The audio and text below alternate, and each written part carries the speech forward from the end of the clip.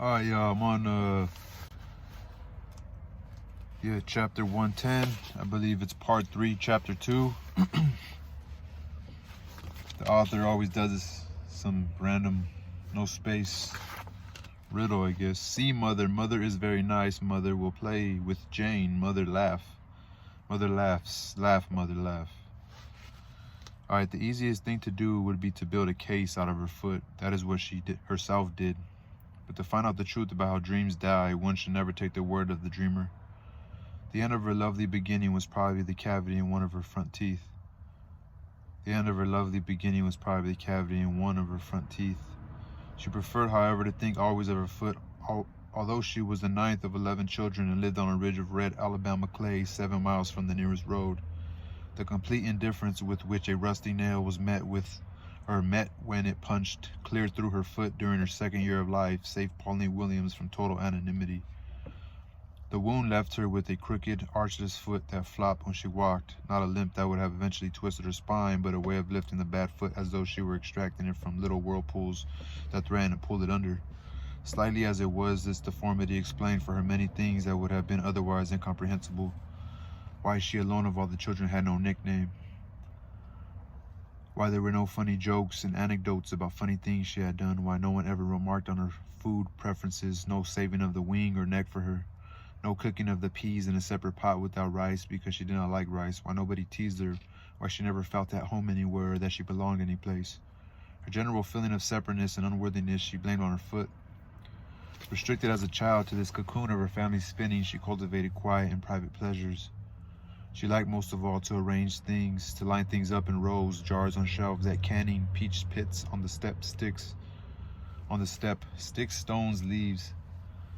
And the members of her family let these arrangements be. When by some accident somebody scattered her rows, they always stopped to retrieve them for her, and she was never angry, for it gave her a chance to rearrange them again. Whatever portable plurality she found, she organized into neat lines according to their size, shape, or gradations of color. Just as she would never align a pine needle with the leaf of a cottonwood tree, she would never put the jars of tomatoes next to the green beans.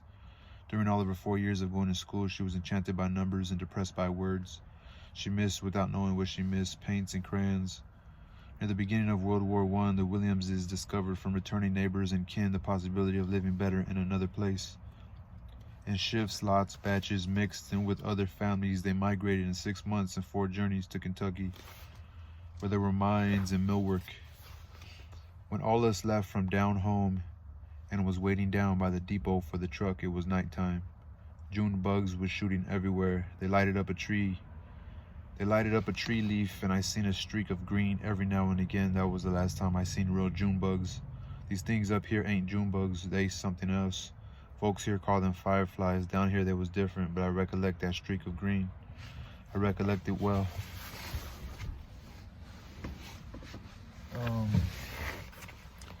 In Kentucky, they lived in a real town. 10 to 15 houses on a single street, with water piped right into the kitchen. Ada and Fowler Williams found a 5-room frame house for their family. The yard was bounded by a once white fence against which Pauline's mother planted flowers and within which they kept a few chickens.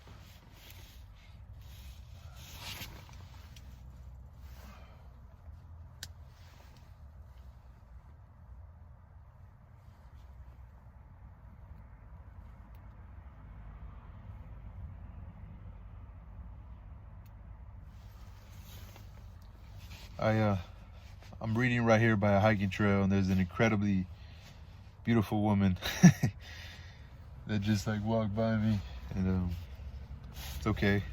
She doesn't know that I'm staring, and I'm not like looking through a peephole in a sense like that, you know. Some of her brothers joined the army. 1 sister died and 2 got married, increasing the living space and giving the entire Kentucky venture a feel of luxury. The relocation was especially comfortable to Pauline, who was old enough to leave school. Mrs. Williams got a job cleaning and cooking for a white minister on the other side of town, and Pauline, now the oldest girl at home, took over the care of the house. She kept the fence in repair, pulling the pointed stakes erect, securing them with bits of wire, collected eggs, swept, cooked, washed, and minded the 2 younger children. a pair of twins called Chicken and Pie who were still in school. She was not only good at housekeeping, she enjoyed it. After her parents left for work and the other children were at school or in mines, the house was quiet. The stillness and isolation both calmed and energized her. She could arrange and clean without interruption until 2 o'clock when Chicken and Pie came home. When the war ended and the twins were 10 years old, they too left school to work. Pauline was 15, still keeping house, but with less enthusiasm.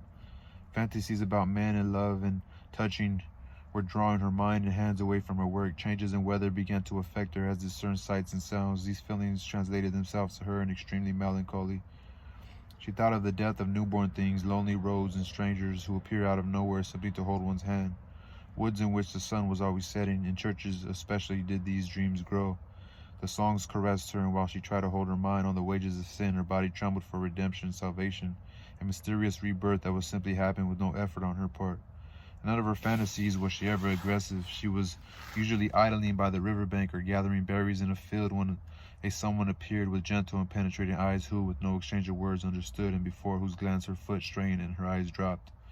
The someone had no face, no form, no voice, no odor. He was a simple presence, an all-embracing tenderness with strength and a promise of rest. It did not matter that she had no idea what to do or what to say to the presence after the wordless knowing and soundless touching. Her dreams disintegrated. The wordless knowing and the soundless touching. Her dreams disintegrated.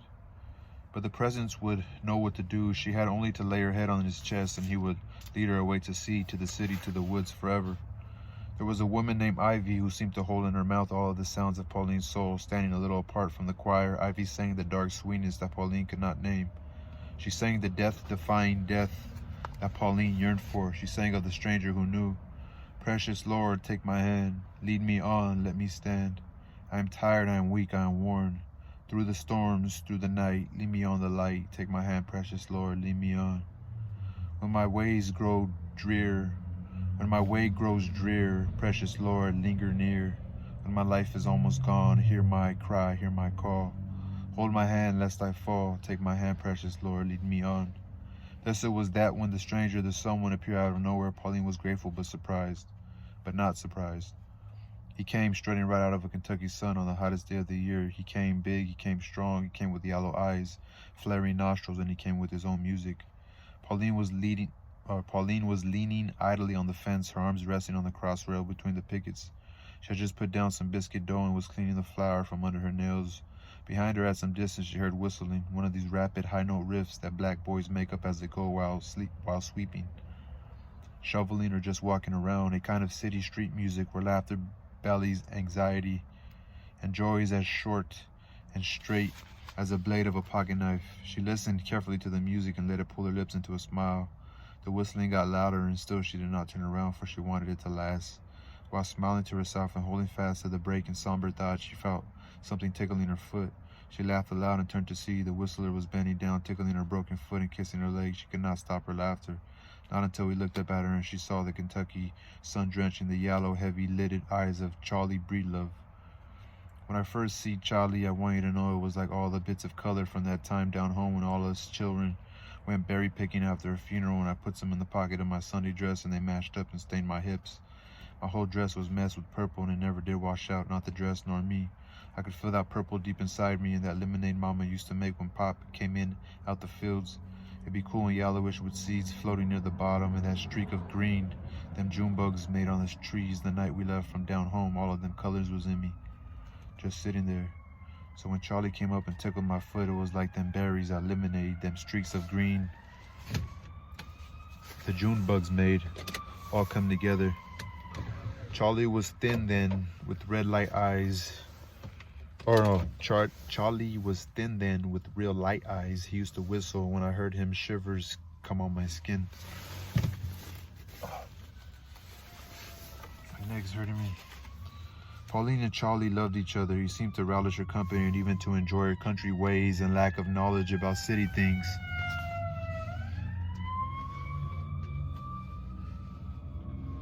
He talked with her about her foot and asked when they walked through the town or in the fields if she were tired. Instead of ignoring her infirmity and pretending it was not there, he made it seem like something special and enduring. For the first time, Pauline felt that her bad foot was an asset. And he did touch her firmly but gently, just as she had dreamed, but minus the gloom of setting suns and lonely riverbanks. She was secure and grateful. He was kind and lively. She had not known there was so much laughter in the world.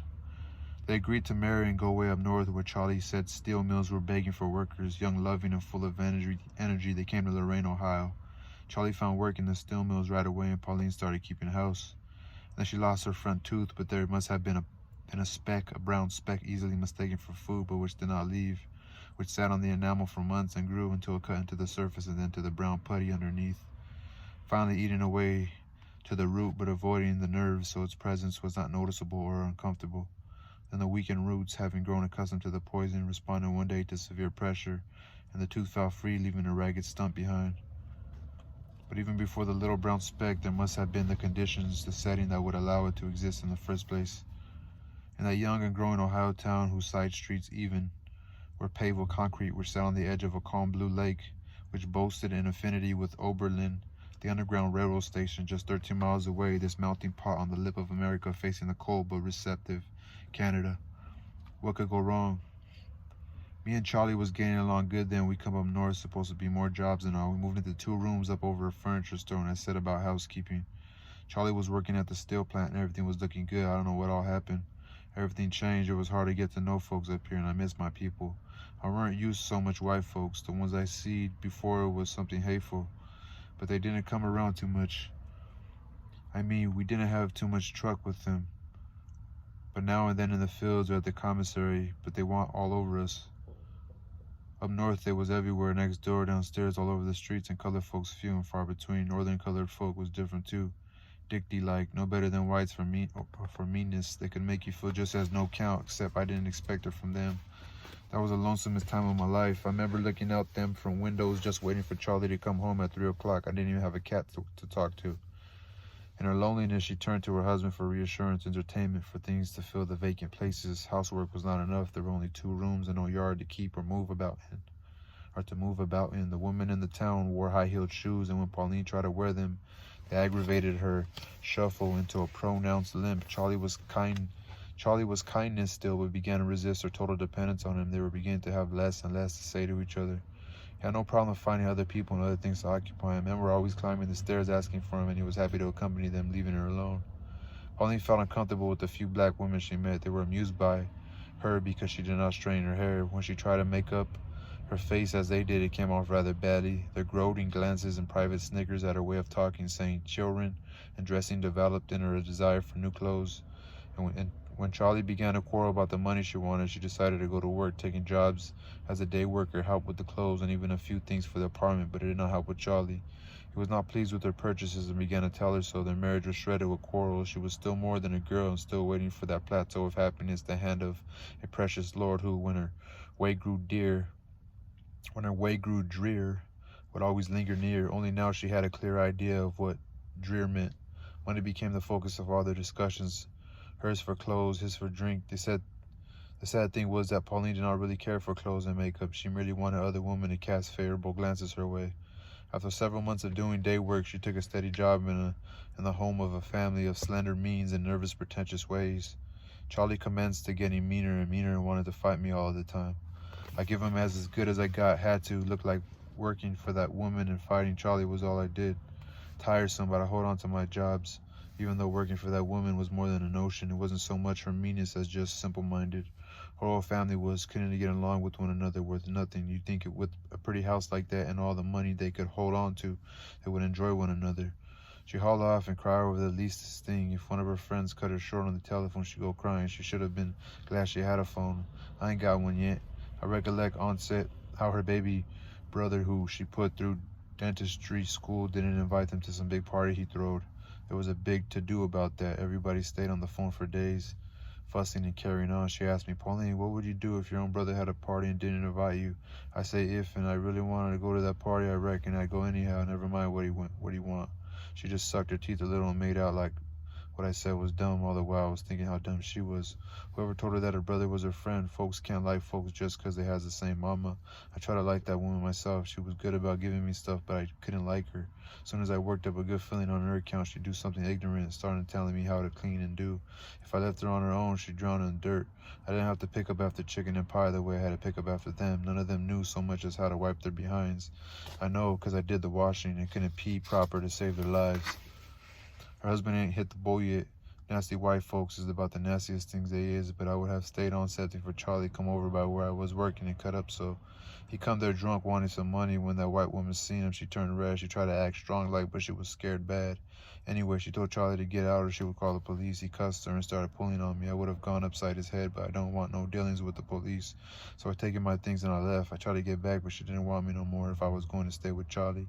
She said she would let me stay if I left him. I thought about that, but later on it didn't seem none too bright for a black woman to leave a black man for a white woman. She didn't ever give me the $11 she owed me neither. That hurt bad. The gas man had cut the gas off and I couldn't cook now. I really begged that woman for my money. I went to see her. She was mad as a wet hen. Kept on telling me I owed her for uniforms and some old broken down bed she'd give me. I didn't know I owed her or not, but I needed my money. She wouldn't let up, none, neither, even when I gave her my word that Charlie wouldn't come back there no more. Then I got so desperate, I asked her if she would loan it to me. She was quiet for a spell, and then she told me I shouldn't let a man take advantage over me, that I should have more respect. And it was my husband's duty to pay the bills, and if he couldn't, I should leave and get alimony, all such simple stuff. What was he going to give me alimony on? I think she didn't understand that all I needed from her was my $11 to pay the gas man so I could cook. She couldn't get that one thing through her thick head. Are you going to leave him, Pauline? She kept on saying. I thought she'd give me my money if I would say I would, so I said, yes, ma'am. All right, she said, you leave him and then come back to work and we'll let bygones be bygones. Can I have my money today? I said, no, she said, only when you leave him. I'm only thinking of you and your future. What good is he, Pauline? What good is he to you? How you going to answer a woman like that who don't know what good a man is and say out of one side of her mouth she's thinking of your future but won't give you your own money so you can buy you something besides bologna to eat? So I said, no good, ma'am. He ain't no good to me, but just the same, I think I'd best stay on. She got up and I left. When I go outside, I felt pains in my crotch. I held my legs together so tight trying to make that woman understand, but I reckon now she couldn't understand. She married a man with a slash in his face instead of a mouth, so how could she understand? One winter, Pauline discovered she was pregnant. When she told Charlie, he surprised her by being pleased. He began to drink less and come home more often. They eased back into a relationship more like the early days of their marriage when she asked if she were tired and wanted him to bring her something from the store. In this state of ease, Pauline stopped doing day work and returned to her own housekeeping, but the loneliness in those 2 rooms had not gone away. When the winter sun hit the peeling green paint of the kitchen chairs, and when the smoked hocks were boiling in the pot, when all she could hear was the truck delivering furniture downstairs, she thought about back home, about how she had been all alone most of the time then too, but that this lonesomeness was different. Then she stopped staring at the green chairs in the delivery truck. She went to the movies instead, and then in the dark, her memory was refreshed, and she succumbed to her earlier dreams. Along with the idea of romantic love, she was introduced to another, physical beauty, probably the most destructive ideas in the history of human thought. Both originated in envy, thrived in insecurity, and ended in disillusion. In equating physical beauty with virtue, she stripped her mind, bound it, and recollected self-content by the heap. She forgot lust and simple caring for her. She regarded love as possessive mating and romance as a goal of the spirit.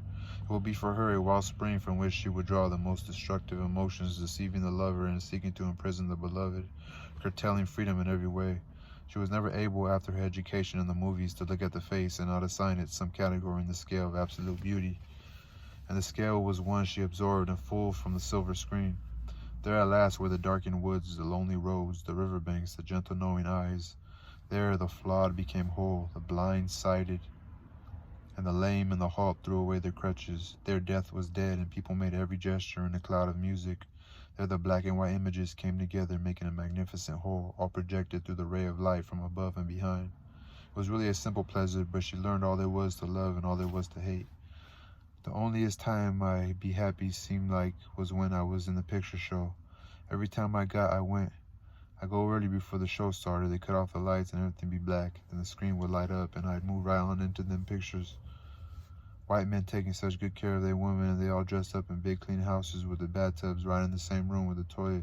The pictures gave me a lot of pleasure, but it made coming home hard and looking at Charlie hard. I don't know.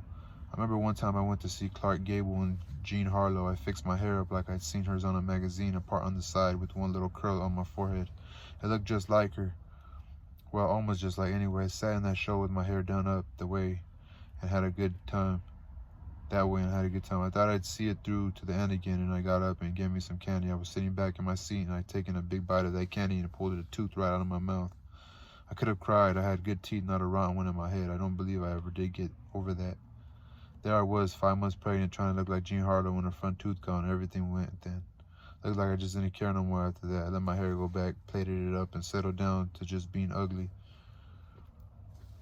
I still went to the pictures though, but the meanness got worse. I wanted my tooth back. Charlie poked fun at me and we started fighting again. I tried to kill him. He didn't hit me too hard because were pregnant, I guess, but the fights, once they got started up again, kept up. It began to make madder than anything I knowed, and I couldn't keep my hands off him. Well, I had that baby, a boy, and after that I got pregnant again with another one. But it weren't like I thought it was going to be. I loved them and all, I guess, but maybe it was having no money, or maybe it was Charlie, but they sure worried the life out of me. Sometimes I catch myself hollering at them and beating them, and I feel sorry for them. But I couldn't seem to stop. When I had the second one, a girl, I remember I said I'd love it no matter what it looked like. She looked like a black ball of hair. I don't really like trying to get pregnant that first time, but that second time I actually tried to get pregnant, maybe because I had one already and wasn't scared to do it. Anyway, I felt good and wasn't thinking on the carrying just the baby itself. I used to talk to her whilst to be in the womb, like good friends we was, you know. I'd be hanging wash, and I know lifting weren't good for her. I'd say to her, hold on now, I'm going to hang up these few rags, don't get froggy. It'd be over soon. It wouldn't leave or nothing, or I'd be mixing something in a bowl for the other chile, and I talked to it then for the other child. I'd be mixing something in a bowl for the other child, and I talked to it then too, you know, just friendly talk. On up to the end, I felt good about that baby. I went to the hospital when my time comes so I could be useful. I didn't want to have it at home like I done with the boy. They put me in a big room with a whole mess of women. The pains was coming, but not too bad. The little old doctor come to examine me. He had all sorts of stuff. He gloved his hand and put some kind of jelly on it and rammed it up between my legs. When he left off, some more doctors come. One old one and some young ones. The old one was learning the young ones about babies, showing them how to do. When he got to me, he said, now these women you don't have any trouble with. They deliver right away and with no pain, just like horses. The young one smiled a little. They looked at my stomach in between my legs. They never said anything to me. Only one looked at me, looked at my face. I looked right back at him. He dropped his eyes and turned red. He knowed, I reckon, that maybe I weren't no horse foaling. But them others, they didn't know. They went on. I see them talking to them white women. How you feel? Gonna have twins? Just shucking them, of course. Be not, but nice talk. Nice friendly talk. I got edgy, and when them pains got harder, I was glad. Glad to have something else to think about. I moaned something awful. The pains wasn't as bad as I let on, but I had to let them people know having a baby was more than a bowel movement. I hurt just like them white women. Just because I wasn't hooping and hollering before didn't mean I wasn't feeling pain. What they think? That just because I know how to have a baby with no fuss, that my behind wasn't pulling and aching like theirs. Besides, that doctor don't know what he's talking about. He must never see no mare foil. Who say they don't have no pain just because she don't cry, because she can't say it. They think it ain't there. If they looks in her eyes and see them eyeballs lonely back, see the sorrowful look, they know. Anyways, the baby come, big old healthy thing. She looked different from what I thought. Reckon I talked to her so much before I conjured up a mind's eye view of it, so when I seen it, it was like looking at a picture of your own mama when she was a girl. You know who she is, but she don't look the same. They give her to me for a nursing, and she'd like to pull my nipple off right away. She caught on fast, not like Sammy. He was the hardest child to feed, but Pacola looked like she knowed right off what to do. A right smart baby she was. I used to like to watch her, you know. That makes some greedy sounds, eyes all soft and wet. A cross between a puppy and a dying man, but I know she was ugly. Head full of pretty hair, but Lord, she was ugly. When Sammy and Pacola were still young, Pauline had to go back to work. She was older now, with no time for dreams and movies. It was time to put all the pieces together and make coherence where before there had been none. The children gave her this need.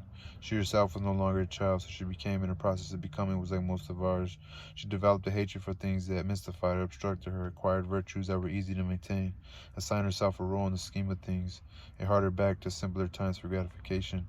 She took on full responsibility and recognition of breadwinner and returned to church. First, however, she moved out of the 2 rooms into a spacious first floor of a building that had been built as a store.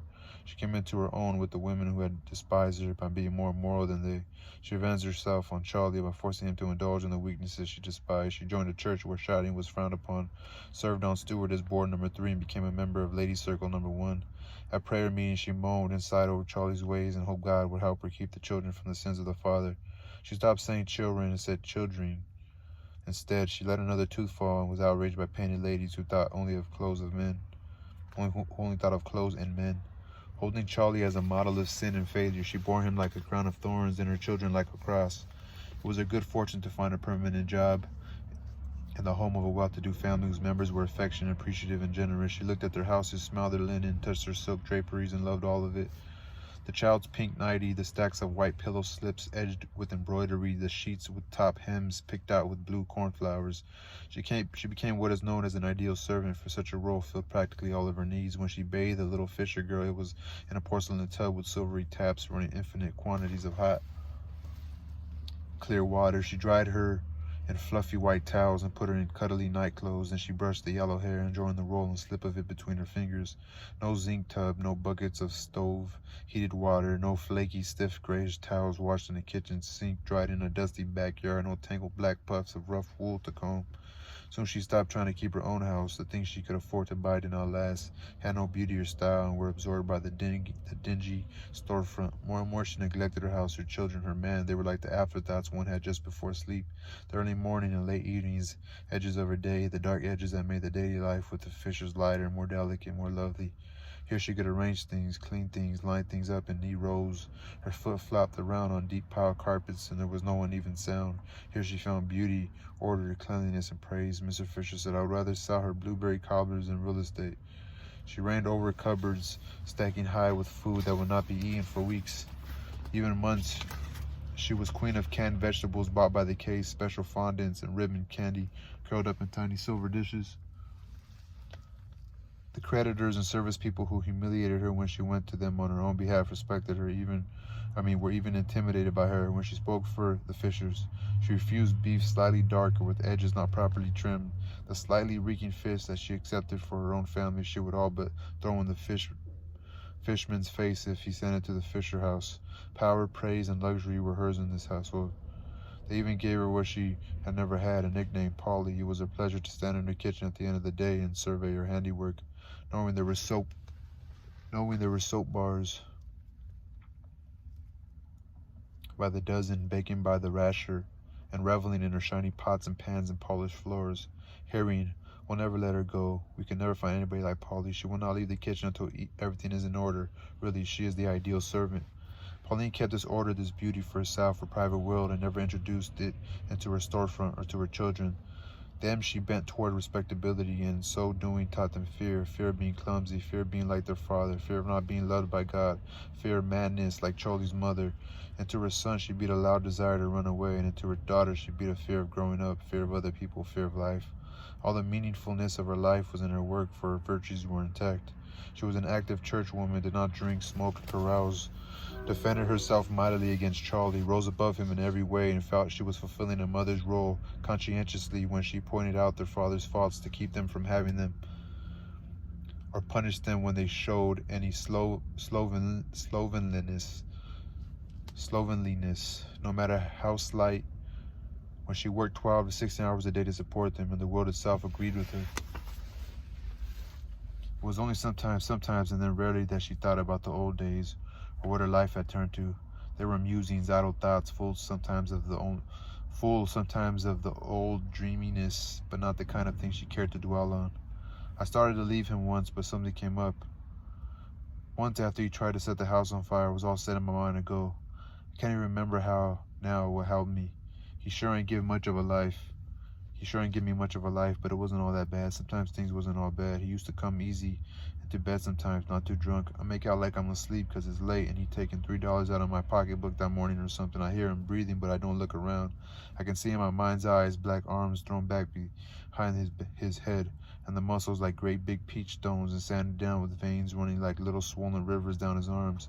Without touching him, I be feeling those ridges on the tips of my fingers. I seize the palms of his hands, calloused to granite, and the long fingers curled up and still. I think about the thick, knotty hair on his chest and the two big swells his breast muscles make. I want to rub my face hard in his chest and feel the hair cut on my skin. I know just where the hair growth slacks out, just above his navel, and how it picks up again and spreads out. Maybe he'll shift a little and his leg will touch me, or I feel his flank just graze my behind. I don't move even yet. Then he lifted his head, turned over, and put his hand on my waist. If I don't move, he'll move his hand over to pull and knead my stomach soft and slow, like I still don't move because I don't want him to stop. I want to pretend sleep and have him keep on rubbing my stomach. Then he will lean his head down and bite my tit. Then I don't want him to rub my stomach anymore. I want him to put his hand between my legs. I pretend to wake up and turn to him, but not opening my legs. I want him to open them for me. He does, and I be soft and wet. Where his fingers are strong and hard, I be softer than I ever been before. All my strength in his hand. My brain curls up like wilted leaves. A funny, empty feeling is in my hands. I want to grab hold of something, so I hold his head. His mouth is under my chin. Then I don't want his hand between my legs anymore because I think I am softening away. I stretch my legs open and he's on top of me. Too heavy to hold and too light not to. He puts his thing in me. I wrap my feet around his back so he can't get away. His face is next to mine.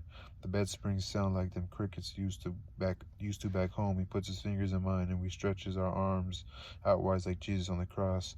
I hold on tight, my fingers and my feet hold on tight because everything else is going. I know he wants me to come first, but I can't. Not until he does, not until I feel him loving me, just me sinking into me, not until I know that my flesh is all that be on his mind, that he couldn't stop if he had to, that he would die rather than take his thing out of me, not until he has let go of all he has and give it to me. When he does, I feel a power. I be strong, I be pretty, I be young, and then I wait. He shivers and tosses his head. Now I be strong enough, pretty enough, and young enough to let him make me come.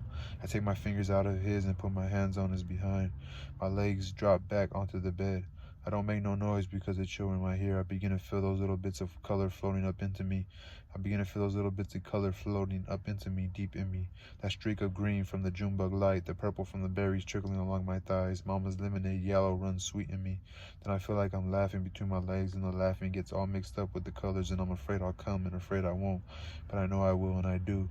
And it'll be the rainbow all inside me, and it lasts and lasts and lasts. I want to thank him, but don't know how, so I pat him like you do a baby. He asks me if I'm alright, I says yes. He gets off me and lies down to sleep. I want to say something, but I don't. I don't want to take my mind off the rainbow. I should get up and go to the toilet, but I don't. Besides, Charlie's asleep with his leg thrown over me. I can't move and don't want to. But it ain't like that anymore. Most times he's thrashing away inside me before I woke, and through when I am. The rest of the time I can't even be next to him, stinking drunk self. But I don't care about it no more. My maker will take care of me. I know he will. Besides, it don't make no difference about this old earth. There's sure to be a glory. Only thing I miss sometimes is that rainbow. But like I say, I don't recollect it much anymore. All right, it's the end of that long chapter, part 3, chapter 2. Just like 2 minutes over 30 minutes. So yeah, my spine is kind of hurting me. I slept wrong the other day when my daughter was over, like two nights ago. Oh fuck, there's some fucking person right here next to me. But yeah, I fucking slept wrong 2 nights ago. People are nosy. They're just jealous because they choose to live their life how they want to live it. But yeah, I couldn't fucking right now as I'm reading, my spine is kind of hurting me. I have some sort of pains, but I'll get through it, y'all. Peace.